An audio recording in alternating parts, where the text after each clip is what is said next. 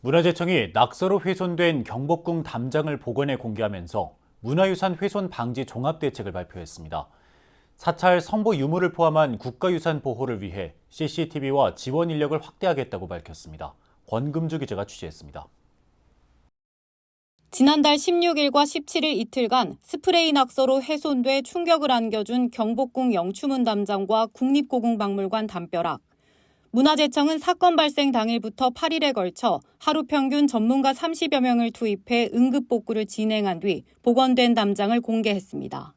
이번 복구 작업은 스프레이와 같은 오염물질을 제거한 1차 응급조치로 진행됐으며 앞으로 모니터링을 거쳐 2차 작업인 정밀보존 처리에 나설 계획입니다.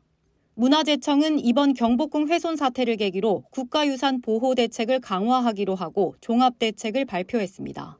훼손에 취약한 국가유산의 현황을 파악해서 사각지대까지 관리 가능한 CCTV를 추가 설치할 계획입니다.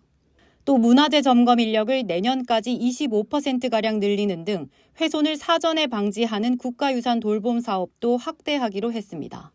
문화재청은 문화유산 보존의 경각심을 높이는 콘텐츠 제작과 대국민 홍보, 교육기회 등도 늘릴 방침입니다.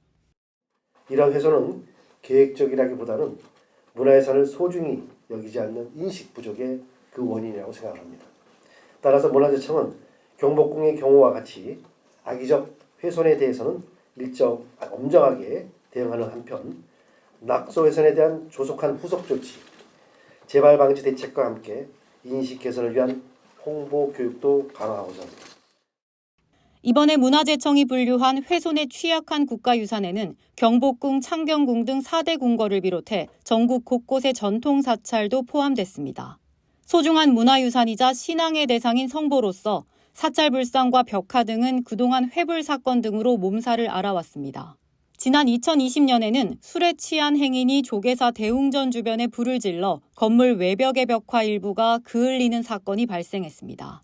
또 국보 62호 금산사 미륵전의 법당 외벽과 고창 선운사 대웅보전 등도 펜과 칼 등으로 인한 낙서로 대책 마련이 요구되어 왔습니다.